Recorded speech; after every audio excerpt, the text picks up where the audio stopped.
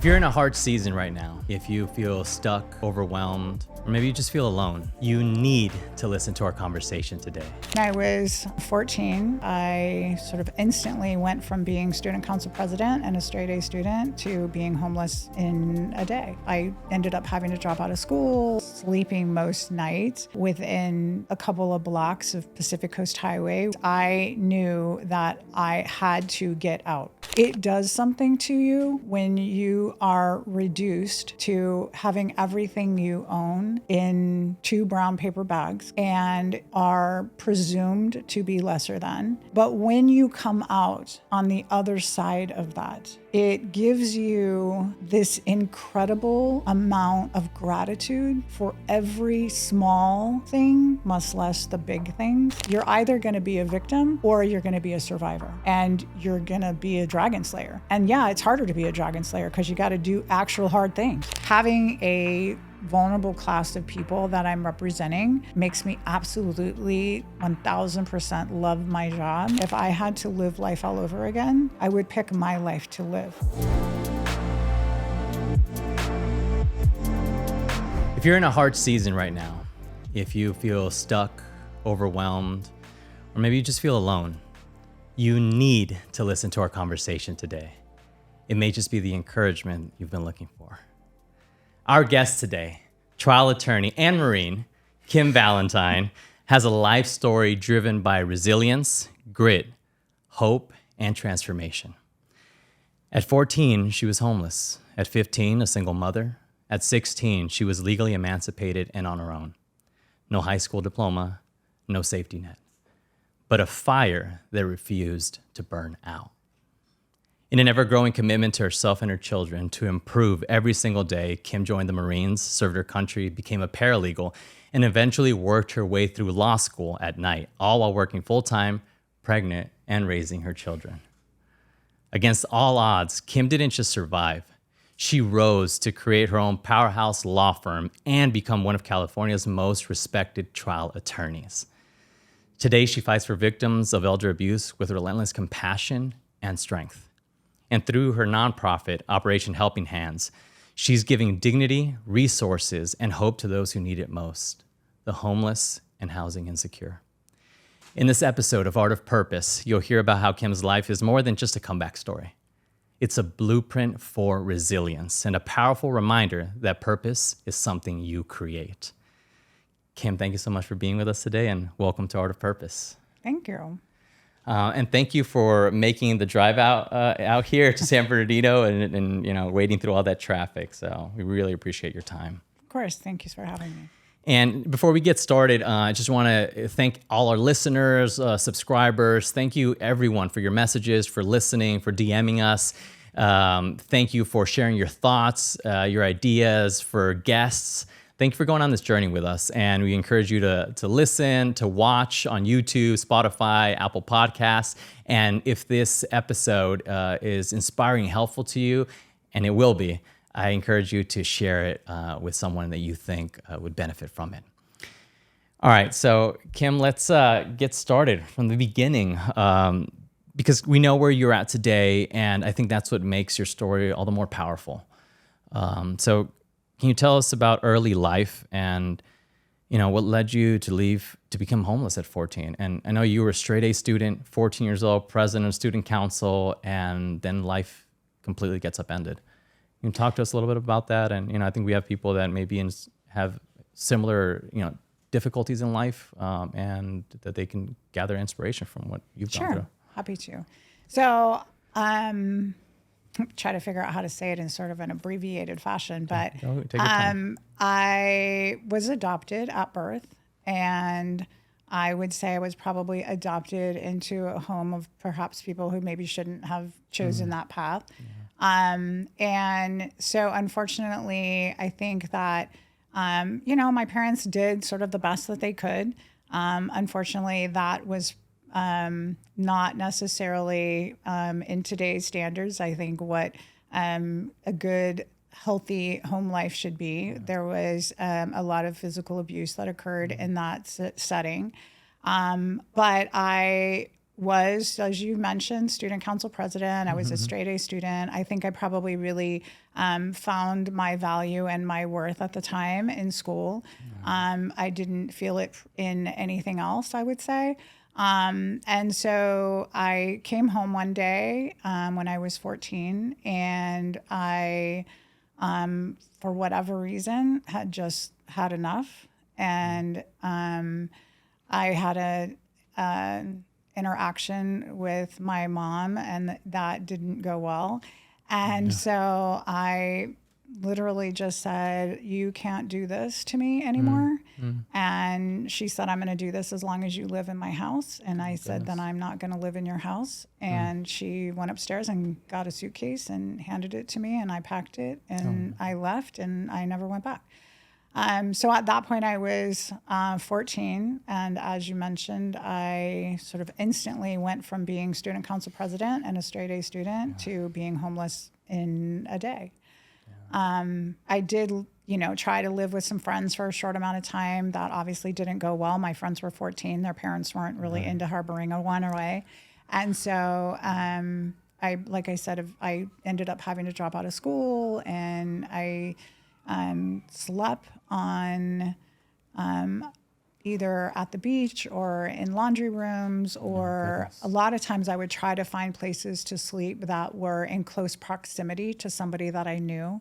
So I might sleep on a back porch of an apartment complex, or I would sleep on the front lawn of one of my friends' apartments. So I was always trying to at least feel like I was close to something that I knew.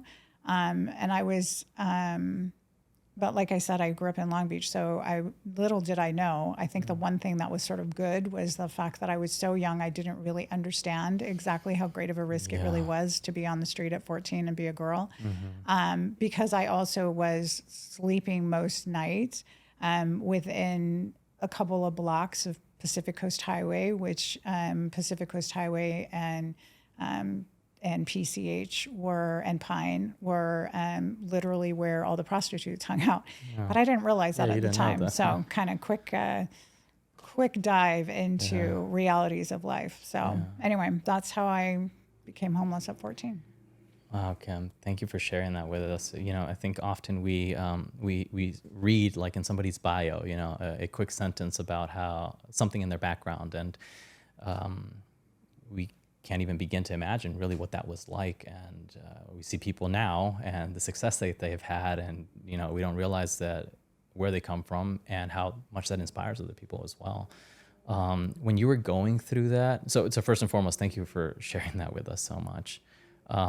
When you're 14, you've dropped out of school, you're looking for places to sleep. What did you feel, or how did that time even shape your life? Looking back on it now, all this time later, because it seems to me that there really was about survival at that point, right? Right. So, it's funny. I have often said and always think that everyone should be homeless at least one night, maybe more than one, but for sure at least one.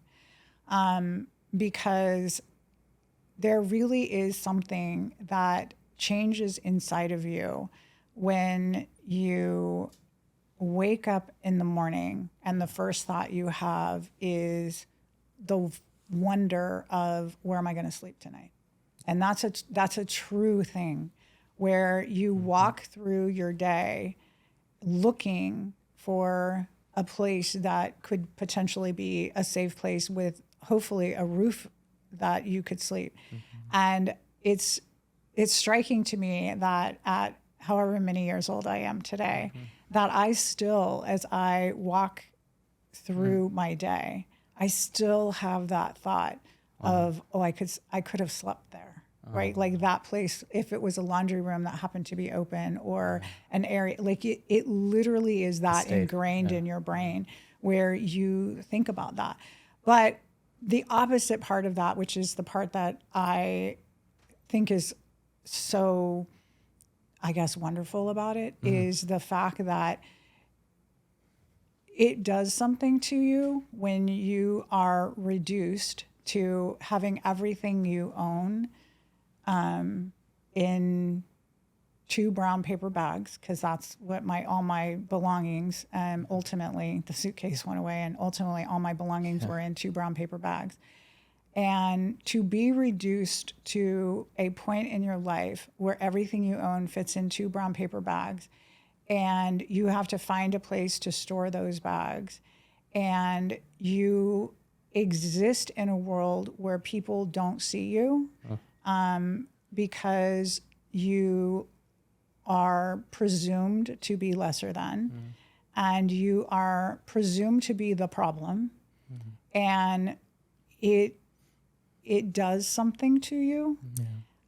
But when you come out on the other side of that, it gives you this incredible amount of gratitude for every small thing, much less the big things. And so I have said many times that if I had to live life all over again, I would pick my life to live.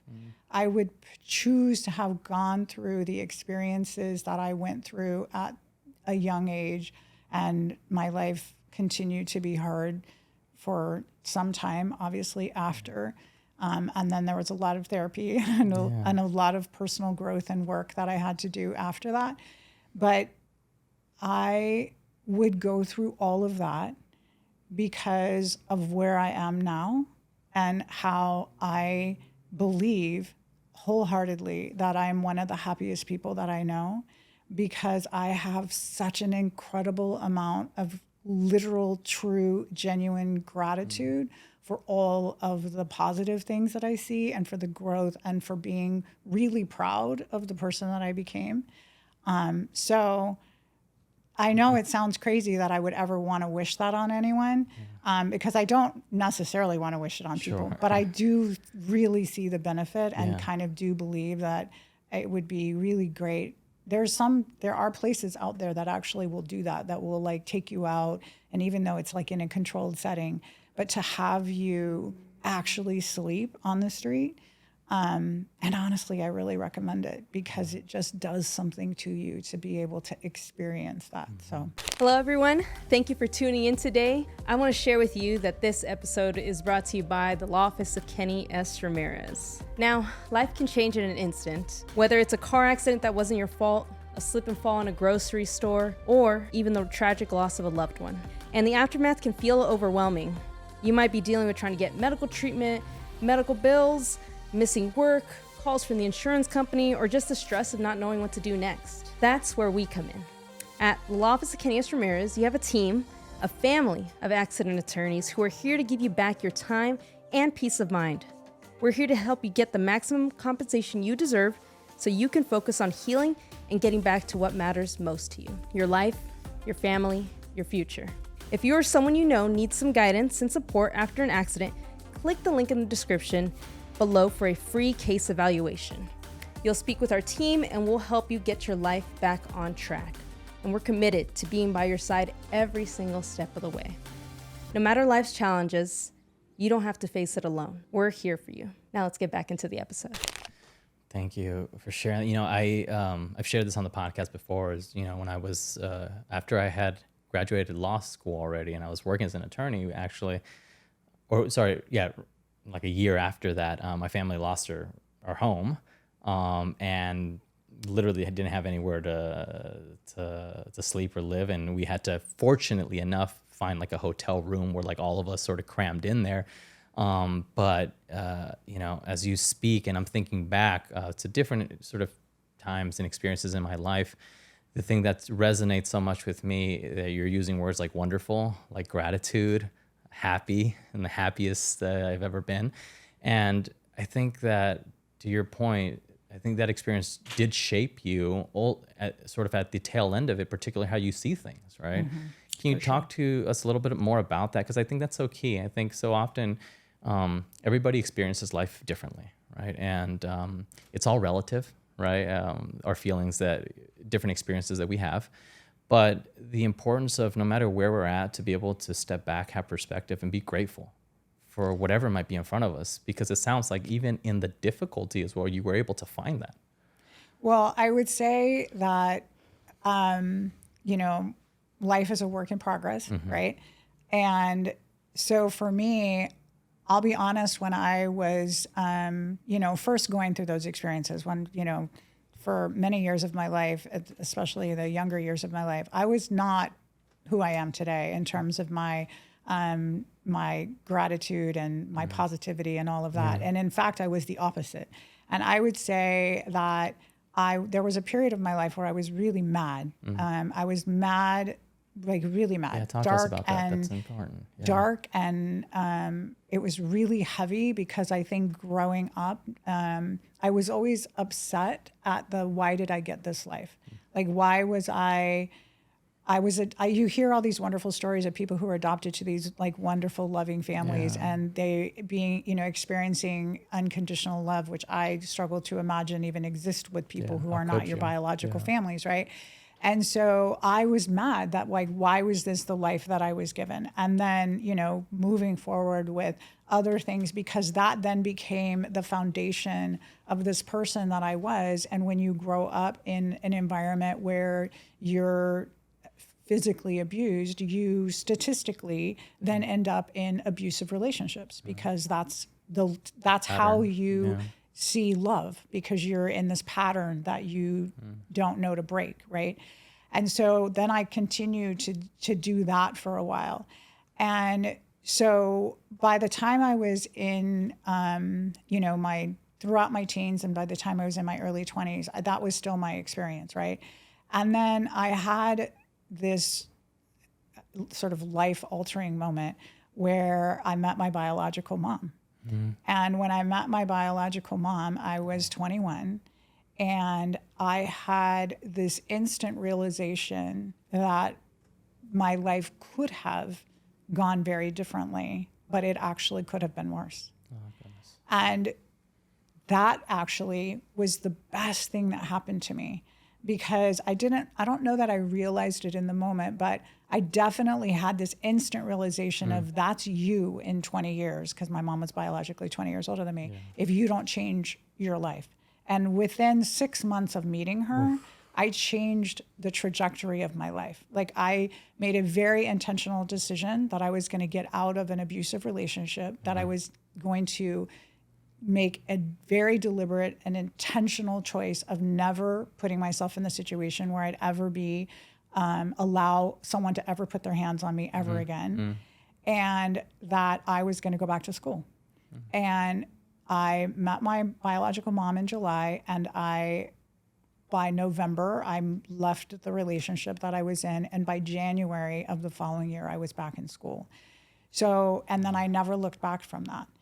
But it still required, I mean, you know, it's easy now, but there was many years in the process of that, right? And so this intentional decision that I made, that I was going to be a better version of myself every day, I thought about that literally, I think, every day. I mean, it was like... After that. Okay. Because statistically, people who are in abusive relationships, the percentage of people that leave those abusive relationships is like 5%, right? So it required this massive amount of intention and determination. And the great thing that I had going for me was, by that point, I now had 2 kids, and one of them was a girl.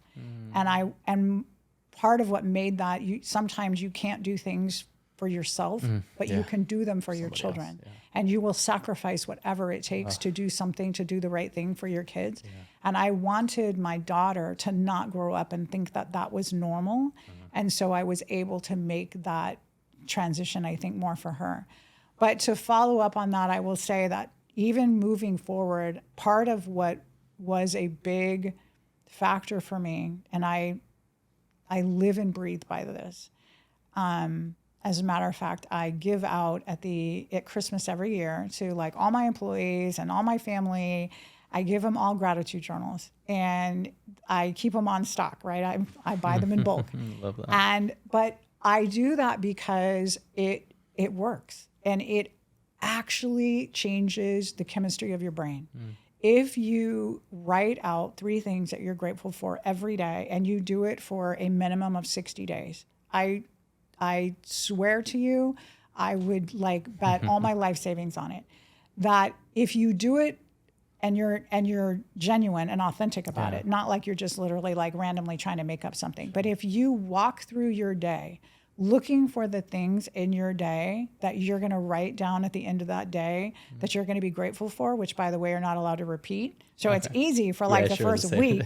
I'm grateful for my dog. I'm grateful for, my sister or whatever. But by the time you've ran out of all the basic things, right? And you actually have to start looking for them. But what that does, and I swear to you, this is what changed the chemistry in my brain, because now I don't even think about it. Now all the things that could be bad in my day, my immediate reaction is always, I can see how that's going to turn into a good thing. And even in trial and even in cases and in every aspect of my life, I now am able to see how every bad thing that happens turns into something good.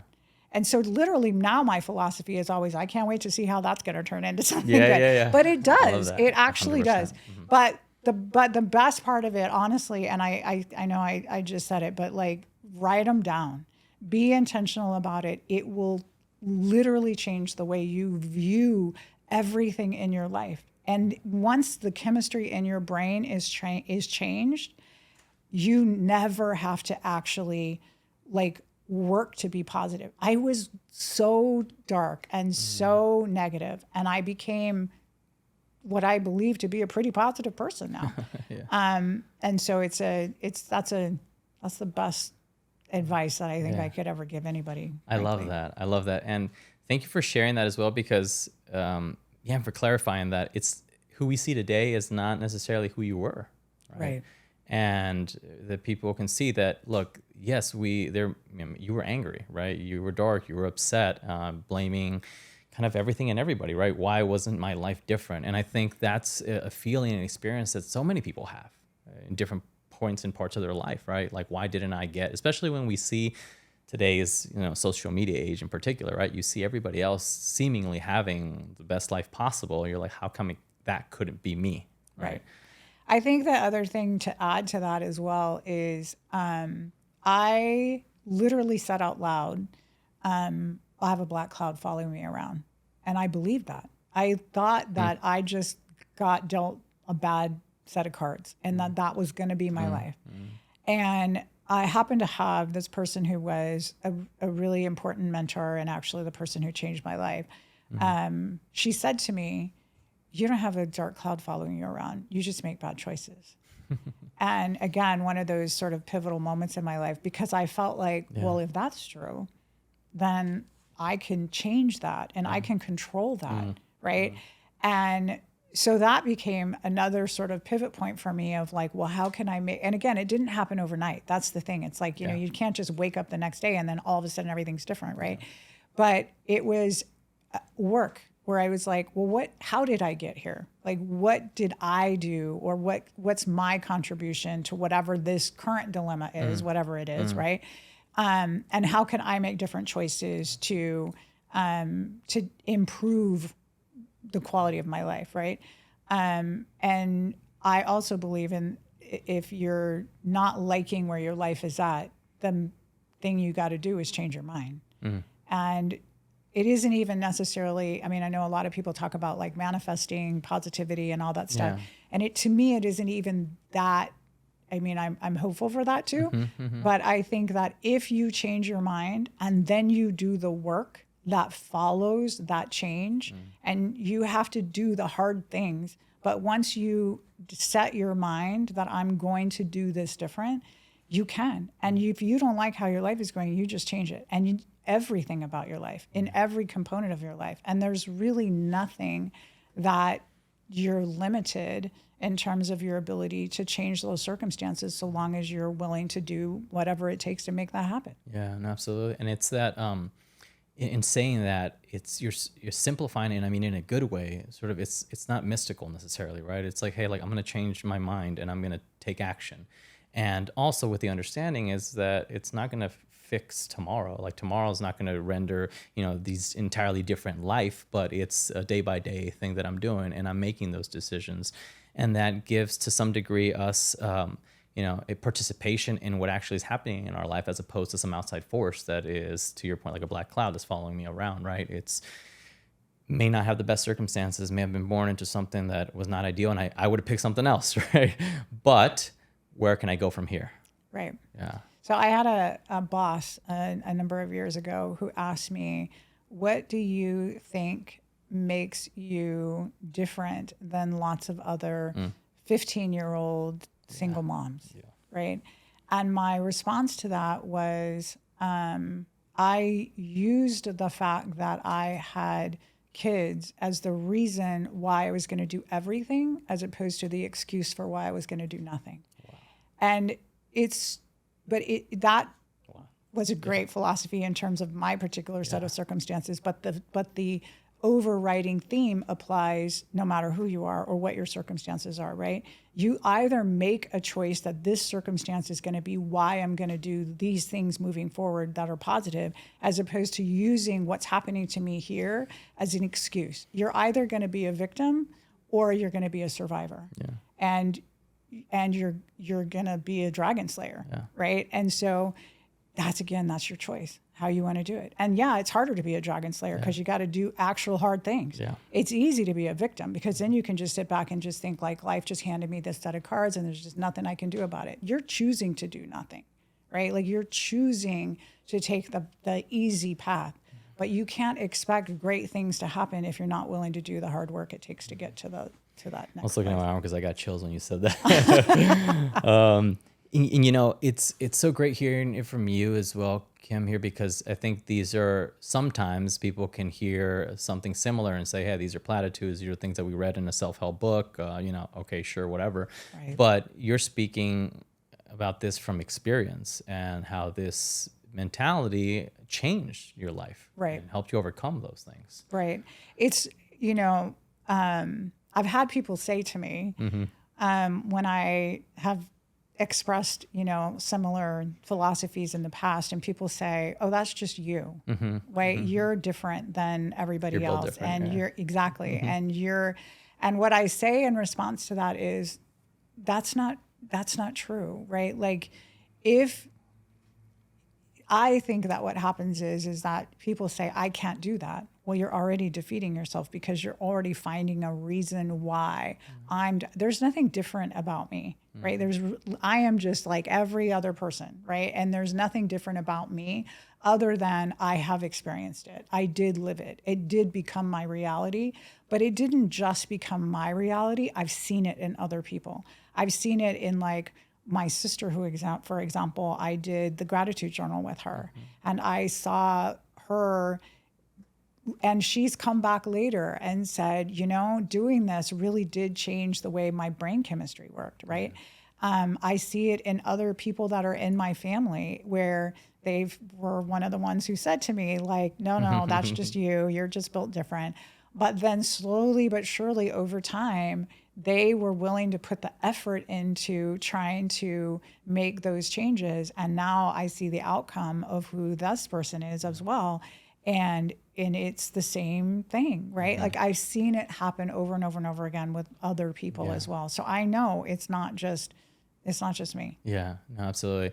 I consider myself to be somebody who's very positive. And I loved what you were saying is like, whenever something happens, I'm always looking for the good in it, right? Even if it doesn't feel good or it doesn't seem good. One of the things I say all the time is turn your biggest disadvantage into your biggest advantage. Like there's always like another side of that coin somehow. You have to look for it. But as you're speaking about this gratitude journal, I've never done that.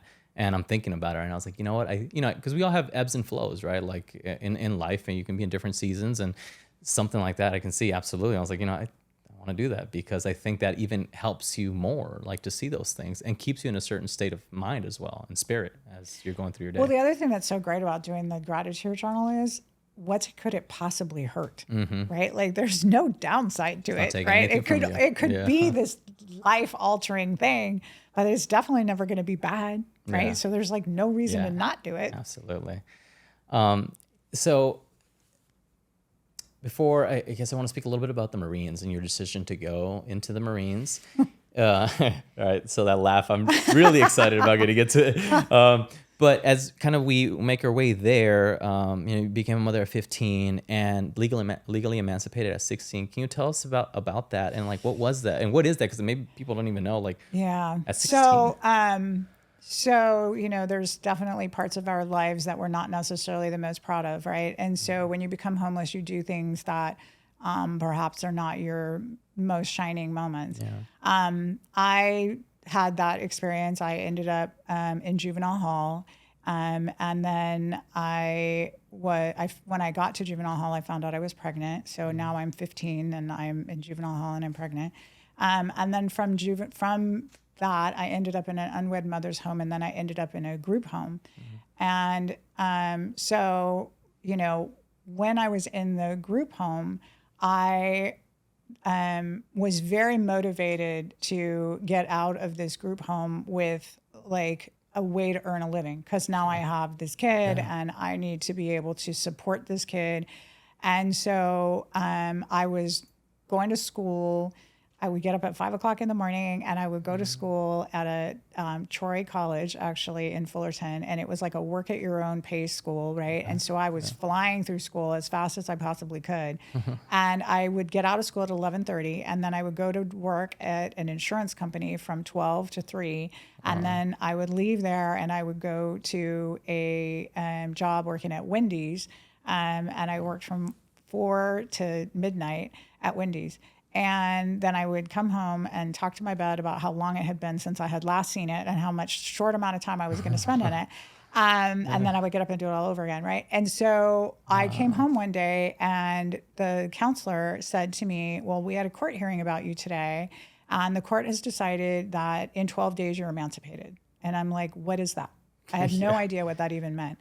And they said, well, the court decided that you are going to be considered a legal adult at 16. And even though, there's always this part of you when you're living in any kind of a, arranged setting or whatever, where you're like, oh, I can't wait to get out of here. But even I knew at 16, this was a terrible idea. I'm like, I don't have a high school diploma. I don't have a car. I have a job that I'm not going to be able to get to. And where am I going to live in 12 days, right? Like everything about this was a really terrible plan.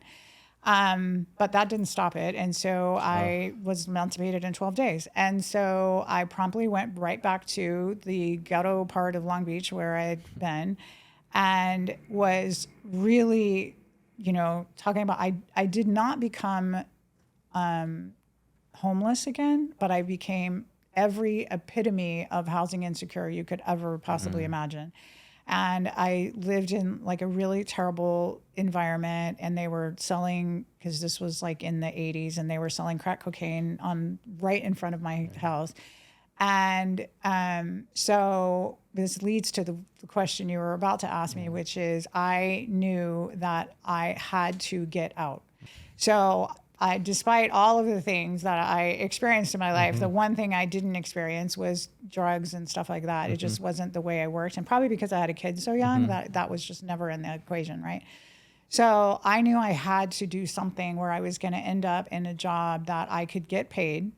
I could learn a skill, and because college was like not even remotely in the equation. Like, how was that going to happen, right? Like and I was working as a waitress, and I'm here to tell you that I couldn't possibly have been a worse waitress. There was not 1 ounce of me that I was like, I am not your counselor. I am not here to hear your problems. Trust me, my problems are 100 times worse than yours. So I don't want to hear anything you have to say. Like, there was nothing about me that was good at waiting on other people. So I knew I needed a different path. So my best friend at the time, she was actually going in the military. And of course I decided, well, what's the hardest branch? How old were you at this? So I was 18 when I went in. Because one of the other things they didn't do was give me any paperwork that said I was actually legally emancipated. So I lied and got an apartment and had a job. I was working at Bob's Big Boy as a waitress, and I would go to work every day and think, please God, don't let this be my life when I'm 40. Like, this cannot be my life. So that was how I made the transition into becoming a Marine. So, of course, because I had to pick the hardest one that could possibly exist. So I got a GED, and then I went in the Marine Corps. So out of all that chaos and instability in that environment, you decided to go into one of the most disciplined environments in the world. Which is, again, It's funny when you look back on things in your life and you're like, what was the thought process there, right? Like, I don't know what possessed me in terms of why I decided to do that, but I felt like the Marine Corps had the most prestige associated with it, I guess. And I definitely at that point in my life didn't feel good about anything that I was doing, and I didn't feel good about myself. And so I guess I wanted to associate myself with something that I felt was like the best that existed in that particular realm, right? So, and I mean, I maybe just because, you become, tied to and proud of the thing that you do, I guess. So going in the military, I'm glad I chose the Marine Corps now in retrospect, for sure. Believe me, there is a lot of prestige there from the outside looking at us like, that's so cool. Is that what you were hoping to find in with the Marines? So, I could say all these wonderful things about that, but to be quite honest, it was very basic. It was survival. It was, it was really my only option. I mean, obviously I could have gone into a different branch of the service, but in terms of going in the service, it was the only thing that was going to give me a chance of making something of my life, because I definitely didn't want to be a waitress.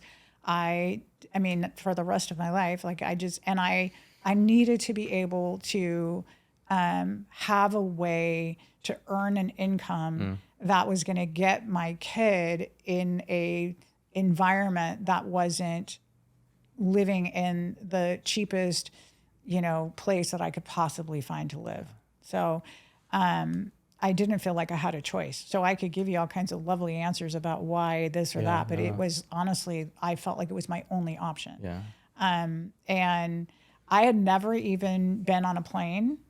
And so it's really good that I believed that I had signed on the dotted line and that I couldn't back out of it, because I can tell you that when I was getting on that plane and I was going to Paris Island, if I felt like I could have chickened out, I probably would have, because you get there and they start screaming at you and they cut off your hair and all the things that you see and hear about, those are all real. Not all. It was I lived it. But I think too that by having the background that I had, I knew enough about how to adapt. And so I thought boot camp was, the thing that I always got in trouble for when I was in boot camp was that I would laugh.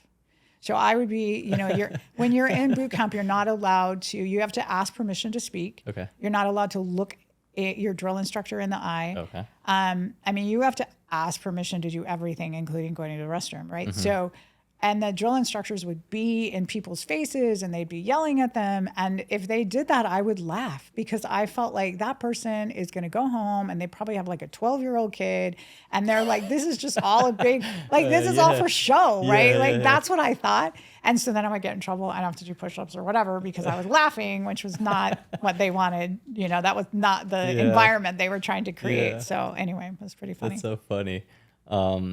You've mentioned several times now, and I've just noticed it and I wanted to point it out, is that, you keep mentioning that you did it for your son, right? For your kid. And it's almost like, not that being a mother at 15 is ideal, right?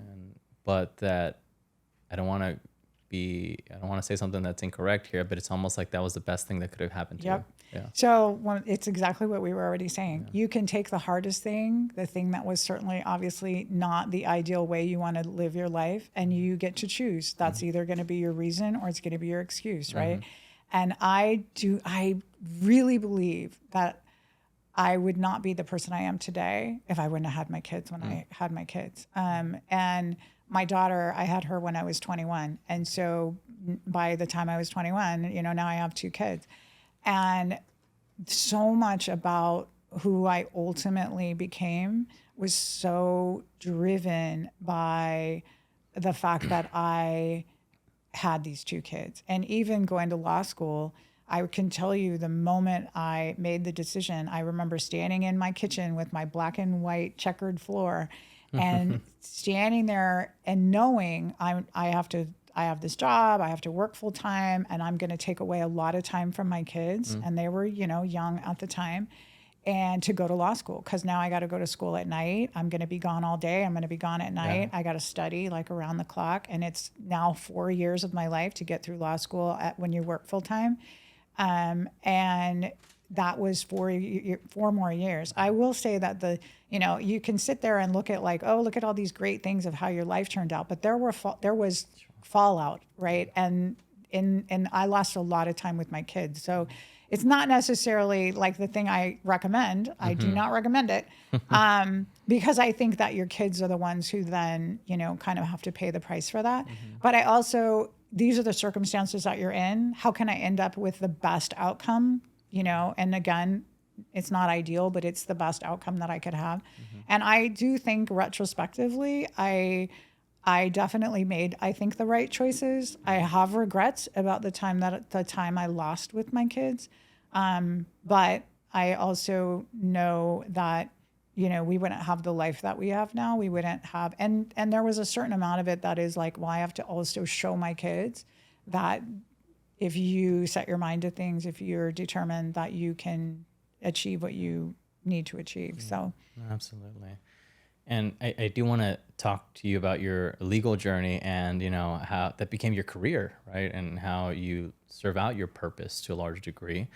But before that, if I could ask, just with the Marine and the experience, how did the experience with the Marines and being a Marine, what did it teach you or show you about yourself? And how did it shape you? Well, I can say that the most proud I think I've ever been in my life was when I graduated boot camp. And maybe despite all the laughing. Yeah, despite the laughing. There was a lot of, I don't even know really how to explain it other than you're in boot camp, you do all kinds of things that you really push your body to do, that you would never have done in any other scenario, going in a gas chamber or, rappelling off of towers or, things like that you just, in normal life, you do not do these things, right? You're so cool, by the way. So there's a degree of pride, and not for somebody like me that had not experienced that, right? Because I didn't graduate from high school. Like I didn't do all your traditional things that exist in most people's lives. I didn't have any of those experiences. And so for me, I think that the graduating boot camp was great in terms of that. The person that I ultimately become, everybody says, like the Marine Corps must have made you really disciplined. And I don't know the answer to that, right? Because I don't know who the person I would have been had I not had that experience. Fair. Part of me feels like I already was disciplined, which is how I got there. But I don't know that, right? So I don't get to see how life would have gone and I try really hard to not spend a lot of time wondering what my journey would have looked like had I been on a different track in life, right? Like what would happen if I would have taken the SAT and gone to college like a normal person? Like I don't try not to spend a lot of time thinking about that because I can't go back and never know, right? So I don't really know how much of an impact it really had. I can say that for sure it was very helpful in terms of being able to get jobs after that because I feel like I got called back for interviews on almost every time I sent out a resume because people were like, she's a girl and she's a Marine, right? Yeah.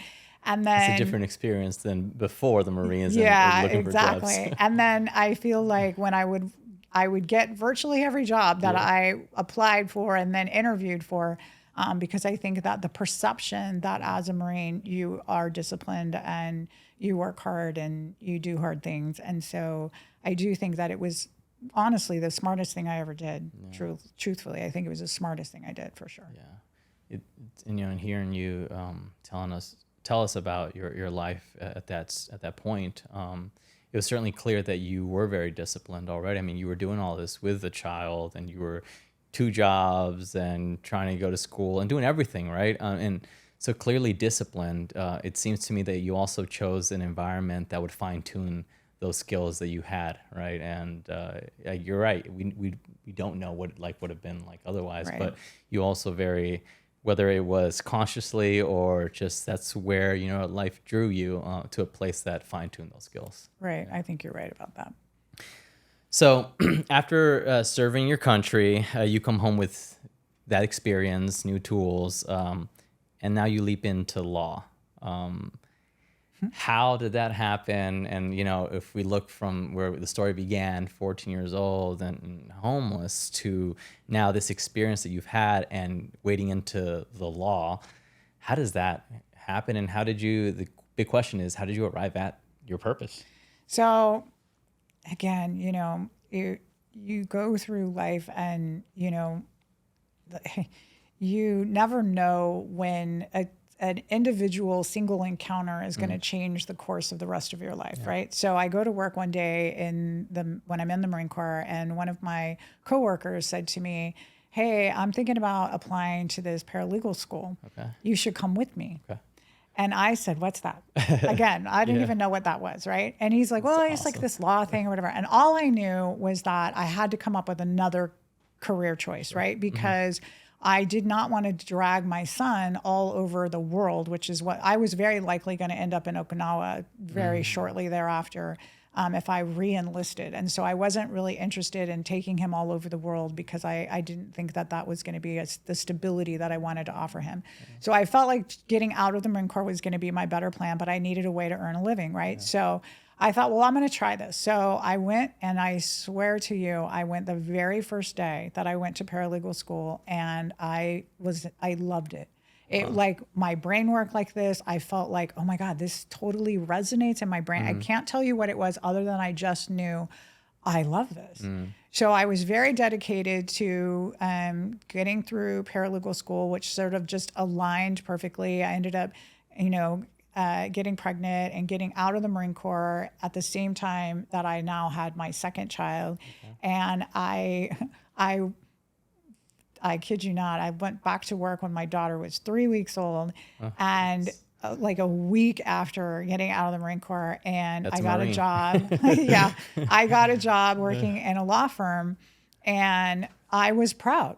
Right? Like was proud that I felt like being a paralegal was, something that was a sustainable job. I could earn enough money as a paralegal to get my own apartment and pay my rent and take care of my kids. And so I was proud of that. And honestly, because of my lack of education, at that point, I literally had a GED.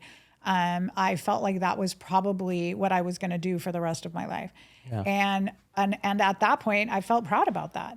Yeah. And it never occurred to me that I would be able to do beyond that. Yeah. I had gone back to school, as I mentioned before, to get my AA degree. And I went to Golden West, which was a community college. And I did that because I felt like I was so undereducated because I basically had gotten through the first semester of 9th grade. But I had not gone past that, obviously, really. And so I really went to community college just thinking that I wanted to feel better about myself. But I didn't do it initially with the idea and intention that I was going to try to go on to law school. And I ended up working at a law firm called Horton Barrera and Riley, and they were a very well-known, great, wonderful, it makes me emotional even to say it, life-altering people in my life. And I went to work for Frank Barbero, and whom we both know. Yeah. We knew. Yeah. And at one point, I was very much a go-getter there too, right? And as a matter of fact, I almost didn't get that job because I got recalled when the Persian Gulf War happened, but he gave me the job, even when I came back. And after I'd worked for him for a while, he came to me one day and he said, "So you're obviously really smart and you're obviously really undereducated." And I'm like, I thought I was playing that off. And he's like, not so much. You're like, thanks. I was just feeling better about myself. Is that good or not? Okay. So anyway, so he said, you need to go back to school. And I said, well, I'm already in night school, And he said, well, you need to keep going and you need to go to law school. Wow. And you absolutely have what it takes to be a lawyer. And I was at that point, the way that my practice with him, I shouldn't say my practice, but the way my job was with him was I would prepare him to go take depositions, and I would write out for him, here's the list of all the questions that I want you to ask. And I want you to ask them in this order. And they were, the order was getting the witness to talk about how great they were. And like, if it was like, you know, a construction job, like you're the best, you know, general contractor out there, right? So because you're the best, you like, sure, you like, you know, want to make sure you protect everybody and blah, blah, like you lead them down this path. So by the time you get them to the question that really matters, they have no choice but to say what you want them to say. Right. So I would send him off and ask him to do this. And he would come back and I would say, so how'd it go? And he's like, well, they didn't say what you said they were going to say. And I'm like, well, did you ask all these questions? And he's like, no, I just asked the bottom question. Why did I ask? And I would get so mad. And then I would say over and over again. And I was just like, so when he said that to me, I was like, well, if I do that, then I could go ask the questions myself. I don't have to get you to go and then, you know, not ask the questions I told you to ask. So I did then. I swear to you, the way I told him to ask the questions is exactly how I still ask the questions to this day. Of course, yeah. But anyway, it was That's so really funny. instrumental, obviously, to have this person tell me that he believed that I had what it took to go to law school. And once he said that, it was like that thought was like cemented in my brain. Like then I knew for sure that I could do it. And by the way, Kim, if you could, I mean, it's particularly important, I think, that we highlight who was telling you this, right? Because that makes a big difference as opposed to just some random lawyer as well, just saying this to you. So Frank was one of the sort of legendary giants, if you will, I think in Orange County at the time. He was the head of the Democratic Party. He was a really well-known fixture, and that particular firm, I just sort of happened to land in this firm that at that time was one of the premier PI firms, if you will, in Orange County. So he was, you know, definitely legendary for sure. And an incredible person who had such an amazing impact on who I became, I think, not just because of being a lawyer, but also just in terms of like who I think from not having a lot of the ties to like a family and things like that. He had these philosophies where he felt like he saw everybody the same. You could be the janitor or you could be the CEO of the corporation. And he felt that each of those people were identical in terms of value in life. And I think that's probably why he saw so much value even in me, right? And so I think that being exposed to that in such a dramatic way deeply impacted the lawyer and the person that I ultimately became as well. Yeah. So hearing those words from Frank, now your mindset has shifted, right? You're like, wait, I can be an attorney? Yes, for sure. And how did that journey go? So like I said, I was already in school. I felt like understanding too, right? Like by this point, my kid now is already 10. I have a short amount of time, you know, to try to get all this together. I created like goals for myself. I'm a very goal-driven person, right? So my goal was I need to be a lawyer by the time I'm 30, because by the time I'm 30, my kid's going to be 15. And that only gives me like 3 years to get it together by the time he's 18, right? Yeah. So I found that there was a way that there was Western State, which is a law school here in Orange County, that allows you to apply to law school with an AA degree and without having to get a bachelor's degree. Now, they don't have that program any longer, but that was a program that existed at the time. So I set my sights on that. And then that's how I ended up going to law school, and I had an AA, and that was kind of all I had was a GED and an AA. And it's funny, and I think it's important to again, because we have this tendency to self-sabotage ourselves, right? So I started law school. I was very proud of myself. I remember thinking like, when I got accepted, I remember thinking like, I'm going to law school. Like cool. That's insane. Right. But there was this, that voice in the back of your brain that's like, you're going to be the dumbest person in the class, right? Like you're the most uneducated person in the class, right? So you go to law school, and anybody who's been to law school knows that you sit there on the first day and they say, look to your left and look to your right. And in this amount of time, at least one or two of those people aren't going to be here, right? And so, that voice in your brain is like, well, that's for sure going to be you because you're the most uneducated person in this room, right? So I had some self-doubt for sure. But I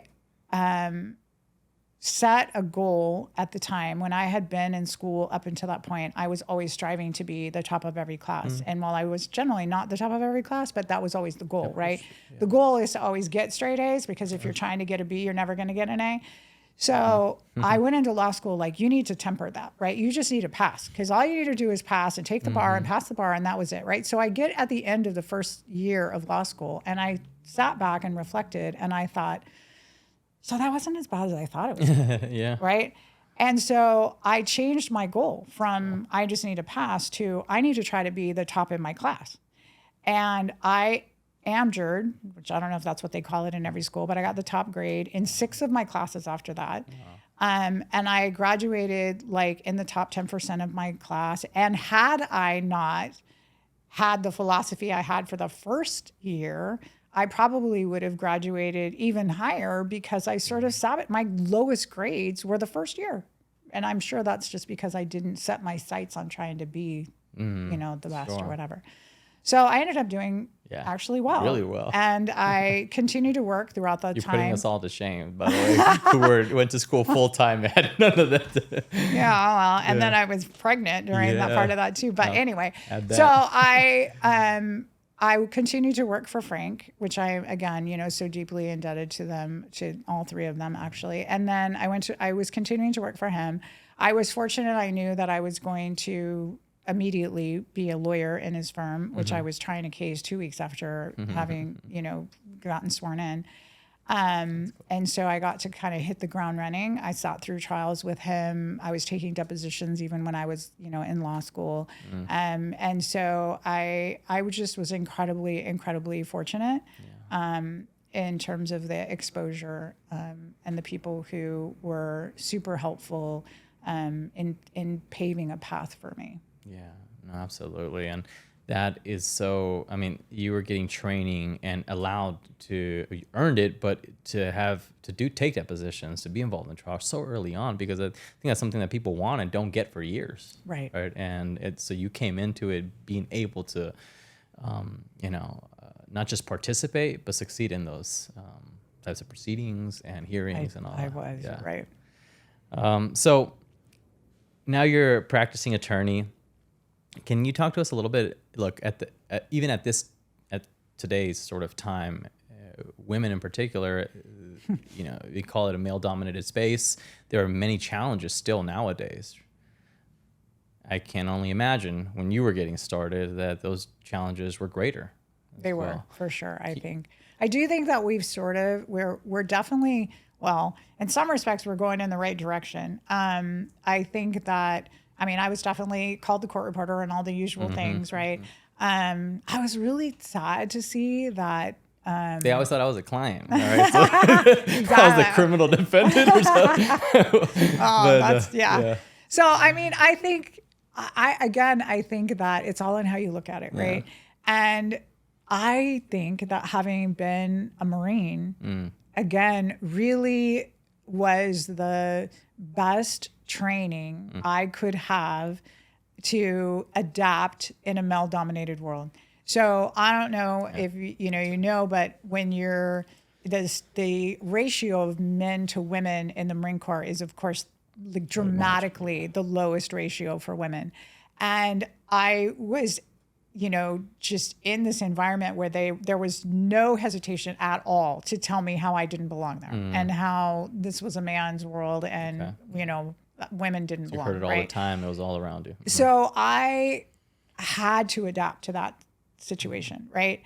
And so by the time I was now in the legal world, it existed, but it was dramatically better, frankly, than what I had been experiencing in the Marine Corps.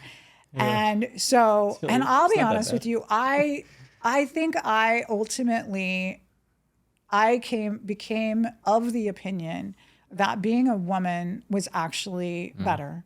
That, at least as a lawyer, I'm not so sure about that in the Marine Corps, but in terms of being a lawyer, I really do believe that, right? And so I feel like it became my superpower, frankly, because there were ways to, I don't know, just embrace the qualities that you have as a woman to actually make the playing field fair and even, and in some ways to your advantage. And one of the best things I can say is that, especially when I was early on in my career, So I think it's very helpful, particularly, for women to, or young ladies to be able to hear as well, coming into a space and maybe not being welcomed or feeling like they're being excluded or pushed out, how they can actually turn that to their advantage. Right. So one of the things that happened a lot, especially when I was younger, was I was really underestimated, like for sure. and you could see it, right? You could see that, they treated me like I was a bimbo. And even sometimes I think with jurors, like I think that I was trying cases when I was, early on. Like I said, I tried my first case when it was 2 weeks out. And so you could see that. But what I learned, especially with dealing, at the beginning, I was doing a lot of medical malpractice cases, and those are really tough cases to try, right? Really, my first trial was a medical malpractice case. And so I was always the most prepared person in every room. I think I might still be, but I definitely was for sure then. And so I would just be quiet. And I would watch as the case was unfolding, and I would intentionally make the decision to not show my cards. So I would see that the defense attorney would presume that I either didn't know what I was doing or just really underestimated me. And I would just, there would be things that I could have said or done, or questions I could have asked in the depositions, things that I could have done that would have revealed to them that I knew exactly what I was doing. But I would intentionally make the choice to not do that. And then I would be in trial and I would watch them, and I would see the moment that the light bulb went off in their head, where they were like, I just got played. She knew the whole time. And there are defense lawyers that even to this day will come back to me to this day and will introduce me to like their associates or whatever. And they'll say, I totally underestimated her, and she mopped the floor with me. And that's so fun. So again, that was an advantage that I had, right? Where I could just be like, oh yeah, okay, I don't really know. And then no, that wasn't really true. Yeah. I love that. Thank you. And, we were talking before we hit record on the cameras that about ego a little bit, right? Humility and the importance of humility. And I think that what you're talking about reminds me of that, because sometimes we, somebody hits our buttons, right? Or does something that offends us, and we feel like we need to, like, in that moment, maybe fix that issue or let them know that we are not what they think we are. But what you're pointing out is like, look, and I think this is part of what you were thinking as well, right? Like, you have a client, you want to represent them the best way possible. If that's what they're thinking and that it's going to make them work less or whatever, or just not take it seriously, that's on them. I have a client to represent, and I'm going to strategically place my client in the best position possible. So if you guys want to hold that belief, and I'll see you in trial. That's exactly right. And you're 100% right across the board. I feel like I'm going to break that down a little bit, right? So let's talk about the ego part of it, right? So we were talking about that before we hit record, and I was saying that I personally believe that ego is like it's almost like a character trait that you either have or you don't have. And maybe I'm wrong about that, but I don't think I have a big ego. And I'm actually really glad about that. But I just feel like I just didn't get that gene, right? Like that just did, because I don't have it like at all. But I'm glad I don't have that, because it allows me to recognize my weaknesses. And I think that that's super important, because I have a lot of them. And I have to surround myself with people that are smarter than me and that are able to feel those gaps and fill those holes and do it way better than I could do it. And that's such a great benefit to my clients to have that. And just like you said, in that situation, right, if you're driven by your ego, you're gonna respond, right? You're gonna always respond, and you're going to want to make sure that everybody knows that you're, you have to allow yourself to let that person walk out of the room thinking that maybe you're not that smart, or, that you don't understand what's going on. And I can literally remember moments that I would walk out of depositions and it would eat at me, because I would be like, oh, they think I'm an idiot. But it was the right choice. And in a particular instance that I'm thinking of, it was a case that ultimately went to trial. And I am so glad that I made that decision at the time, because it worked to my advantage, which worked to the client's advantage, because they didn't prepare the way they did. They were not on their game, because they didn't presume that I was going to be on my game. Yeah. So I definitely think that, the ego is definitely a factor for that. Yeah, absolutely. And I think in all our time here and talking, and we have had an opportunity to talk in other occasions as well. And one of the things that I love about you is that how you're committed to improvement, just improving yourself, period. And that saying that everybody needs improvement in every single stage of our lives, but we don't always want to come to terms with those. And it's difficult to identify what we need to edit about ourselves or improve in the first place. And then even if you're able to identify it, to take any action to doing that. What advice, and I know you've sprinkled and told us a lot about a lot of advice throughout this hour, but do you have for people who maybe have some difficulty in taking action to improve or change certain things about themselves, even when they've been able to identify them? Because you spoke about ego and maybe setting that aside in order to be able to identify our weaknesses, but then how do we go from there to take an action? I guess it goes back to kind of what I was saying at the beginning, which is, good things really only happen if you do hard things.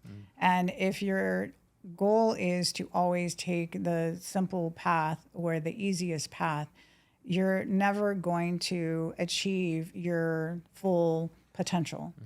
And I think that, it kind of goes back to every single part of what I was saying. There's some people who are just like, well, that's just you, and that's just the way you work. And it's like, no, I'm just really willing to do the hard things, right? And accepting that if I want to achieve, the literal best that I can, I have to put forth 100% effort all the time. Right.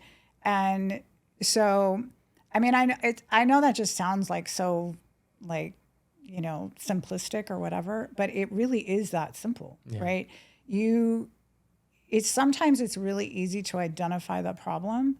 I just said this today in a meeting, right? Whenever there's an issue, to me, the follow-up questions is, okay, how did we get here? And what are we going to do to improve it, right? Like that has to be the philosophy. And that has been sort of my life philosophy of like, okay, well, here I am. And, we could go through the million different ways of how I got there, but now what do we do, right? Like we're here. So now what do we do now that's going to improve it? And for me, it was such an intentional commitment on a day to day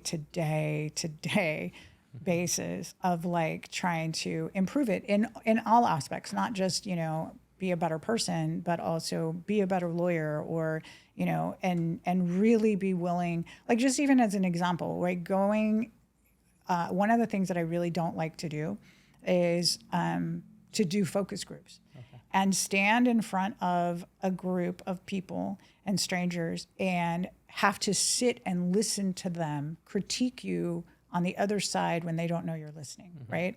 And for our listeners just who don't know, this is in preparation for trials. Sometimes we bring in focus groups to give feedback on, your preparation of your case. So correct. That's not always. And so the you most put on comfortable. basically like a mock trial of your case. And one of the biggest cases that I ever did, I did a mock trial, and I was relatively early on, and I had my clients in the room, and I listened to the mock jurors just rip me apart, right? And I was so devastated, and I went home and I was crying, and I was like, it was awful, right? But it was the best thing I did because it identified exactly what my weaknesses were. I hearken back to that day, still to this day, recognizing, certain things about myself that I have to work around, making sure that I surround myself with people that do a better job than I do in certain components of even things in trial. But it's being willing to face that, willing to face that and to put my own ego, if you will, aside to say, okay, well, maybe I want to believe that I'm the best there is at doing this, but that may not be the case. And so I have to let somebody else do this. Yeah. And so that's kind of what I think. Yeah. How did you, what drew you to trial work, and how did you end up just doing elder abuse, which is what you do now? Like, how did you've mentioned slaying dragons earlier, and I love that phrase, but what drew you to that? So it's funny, I'm just going to answer the slaying dragons things. I'm all about, in my mind, I see everything, right? Like everything is like a visual to me. I have to I'm a visual learner, clearly, right? And so when I think about my life, for example, that's literally how I see it. Like I'm literally in my own mind, I'm like with my sword and I'm slaying dragons, right? So cool. But okay, now what was your question? Because I got all off the track it's on okay. the slaying dragons. And that's the Marine in you as well, right? Always a warrior. What drew you to trial work and also then elder abuse as your practice area? So the practice area came about because I do elder abuse litigation, and I am convinced retrospectively, I cannot say that I intentionally set out that this was the path I was going to pick. It was, I know now, I can see it so easily retrospectively, that I needed to pick a job, pick a field that I would have great passion in, but that wasn't too close to home for me, right? So I wanted to pick a vulnerable class of humans that needed somebody to be their voice, because they didn't have a voice themselves. And I can tap into that so genuinely because I know that that's what didn't happen for me when I was, in a group home and somebody's like, you're going to be emancipated. And there was nobody there to say, this is a terrible plan. So anyway, I can really authentically tap into that as a personal thing for me, but yet it's one step removed where it's not so close that I can't be still objective about it. The having a vulnerable class of people that I'm representing makes me absolutely 1000% love my job. I've loved I don't want to say every minute, but I have loved, I really, really, really enjoy what I do. I feel like I'm so lucky, even when I was a paralegal, like just feeling so grateful and so lucky that I love my career choice, because you spend so long doing, so many hours of your day doing that. So I'm super glad that that's what I ended up in.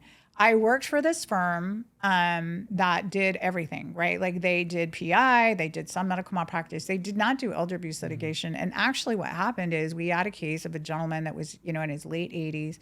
And the philosophy of many of the people in the firm were, well, we shouldn't take that case because no one's going to give value to that, right? Because he was already 88. In California, we have the micro caps. And so, the loss of a life is capped at such a trivial amount of money. And so everyone was like, well, that's just, don't do that, right? And I was like, well, let's go see if there's got to be a way. And so I did some research and found out there was this Elder Abuse Act that back at that point, because I'm ancient, hadn't really been used that much back then. And it was sort of just starting to come into use. And once I got on that track, I was sort of lucky because there wasn't, like I said, a lot of people doing it then. So I sort of became known. I built this elder abuse component of their firm. And like I said, there just wasn't a lot of people doing it then. And I loved it. And like I said, just because I had such a passion for it and I loved it, it worked out. The trial work came about mainly because I worked for a trial firm. I was trying a case 2 weeks later, and I sort of shockingly was kind of good at it. And I think that's shocking because you would think when you meet me, and I just talk a lot, you would think that I'm an extroverted person, but I'm really not. Like, my personality is I'm very much an introvert. I want to be the person who's like holding up the wallpaper. I do not want to be the person who's standing up. And I get really nervous when I have to go to trial. I don't love trial work like a lot of trial lawyers do. Right. I get the impression you really do. There are definitely people out there that they just live and breathe wanting to be a trial lawyer and wanting to stand in front of people. But again, I think maybe because I don't have the ego or whatever, I don't want to be the center of attention. Yeah. But on the opposite side of that, I recognize once I did it, there's something about it that I'm good at. And so I've had, knock on wood, really good results in great results. trials. And so I sort of did it out of necessity. You had to build a practice where the defense knows you're going to try the cases if that's what is necessary. You can't, I just don't think you can, in our field, I just don't think you can be successful if you can't walk the walk. Right. You can't just talk the talk. You have to walk the walk too. Yeah. So for me, it's kind of a good balance. I feel like I still do trials. But I don't love it the way like everybody Well, that is the component of, and when I think about slaying dragons, I mean, that's what I think of, right? It is trial work. And that's, so maybe it's not something that necessarily you're like, hey, like I want to do this because eyes will be on me. It's because like that is the thing that I love to do, is advocating for clients, and that's where I'm slaying the dragon. Right. And the thing about elder abuse litigation is it is very much a David versus Goliath arena. It really is. The vast majority of senior care is given in corporate environments that are, I mean, I have lost count how many times I've been in cases where the philosophy has been, we're going to bury her, we're going to outspend her, we're going to bankrupt her, we're going to do whatever. And so I am also the perfect personality for that environment because that's not going to happen, right? I'm going to outwork you. I'm not going to, I'm not going to undersettle the case because you scare me, or because that's not going to happen. So the grit part of me is also perfect for this industry because it is very much a David versus Goliath part. And there is the part of me that that's the right area for me, right? Because I'm not afraid to be the David. Yeah. So I heard you say this before in some videos, so I'll say it here right now because I think it's appropriate, that resilience can have different meanings in different parts of our lives. That early on for you, resilience meant survival. And today, resilience means slaying dragons. Right. And so that's the way sort of I see how your life has played out, and we see that connection now, where it's a through line of resilience. And now everything that you've experienced, you bring to bear when advocating for your clients and going against defendants in the elder abuse world. Yeah, they're not going to scare you, because how could they scare you? Right. No, you're right.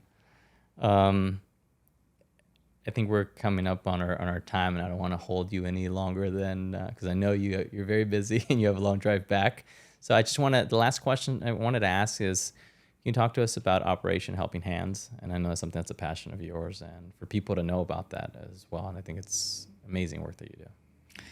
So, yes, I'm love to talk about Operation Helping Hand. So it's a nonprofit that I started when my youngest son actually was 12. And by that point in my life, I felt like I had more than I needed. And I wanted to make sure that I was not raising privileged kids. I felt like my two older kids had some real life experience of struggle, but I wasn't so sure about the younger one. And so, because all he'd ever known was I was pregnant with him when I was in law school, so all he's ever known was mom was a lawyer. Yeah. And so I really wanted to expose him to what I knew real life has out there, but he had never seen. So I sort of started it as just like this project in my garage, where we made 50 little brown bags and we filled them with hygiene items and blankets and, things like that. And back then, him and his friends and cousins were drawing and writing signs on them and things like that, right? Yeah. And I took them out to go pass them out and was really struck by how impacted the kids were by that. Most especially my son, who went and gave out the first bag and quickly, developed kind of a little bit of a relationship with the person he was speaking to, and then came back and looked at me when I was, opening the car door to let him into the car, and he looked at me and was like, "So we're gonna go find more people, right?" And I was like, "Wow!" Like I didn't really quite know that was the first bag that he passed out, right? So I walked away from that experience saying, "Oh, I got to do this again." But we did. I changed from doing like little bags to we did backpacks, and then it grew very quickly to we were doing like 1,000 backpacks, and then we were doing it with his school, and we were like partnering with the schools, and we still do that. We still offer projects during the winter and during the summer, actually the spring, I should say, and we make summer backpacks. And so we still partner with the local high schools, and we have the kids come on Saturday and they build the backpacks. And then on Sunday, we rent 15 passenger vans and we take them out so that they can pass out the backpacks so that they have this exposure, and they realize that, the life that maybe they're living isn't what everybody's life looks like. And that was really important to me. But then we really, as we did that over quite a period of time, we started feeling like we were putting a Band-Aid on the problem, but we weren't. And part of our mission was to expose the kids as well. But we didn't feel like we were really changing anybody's life. And so in 2020, we decided that we were going to develop a scholarship program where we were going to give $1,000 a month to community college students, because I felt like community college was like the way to reach people who didn't potentially have the opportunity and the same means that a lot of other people have. And so we developed a system where we would partner with community colleges and give $1,000 a month towards housing for a housing insecure community college student that we felt had potential. And we've been doing that now for 5 years. Our best success story to date is a student that's she was homeless when we met her. And she is now on a full ride at Berkeley. She's got a 4.0. She's a rhetoric major. She just got published in her first publication with Stanford, and she's doing an internship at Princeton this summer. Jeez. She's amazing. And we also just found out that 2 more of our students this last year are now transferring in the fall. Both were accepted both to Berkeley and to UCLA. Both have chosen to accept at UCLA. And so now we are able to see that even just in 5 years, we're able to really identify people who, by giving them these scholarships and they've come back and explained to us how those scholarships really was instrumental in keeping them in school, and giving them the security that they needed to be able to focus on their education and to get the grades, so that these grades would then help them get into these really great schools, so they have great opportunities for the balance of their lives. So it's been really amazing. That's awesome. And for anyone who's interested in learning more about Operation Helping Hands, you can visit ohhsc.com. Correct. And I encourage you to do that. And there are opportunities to be involved as well. And it's just a great organization that's doing great work and led by a great person. Thank you. So Kim, your story is a living reminder that we are not defined by what we've been through, but who we choose to become. Thank you so much for showing us what purpose looks like when you forge your own path. And thank you for spending some time with us today and talking to us about your life. We really appreciate your time. Thank you so much for having me. Appreciate it. And for all our listeners and viewers, wow, what a great episode. And I encourage you, share this with your friends, family, anyone who you think would be encouraged by this and inspired by it. And we look forward to our next episode with another great guest. We'll see you on the next episode of Art of Purpose.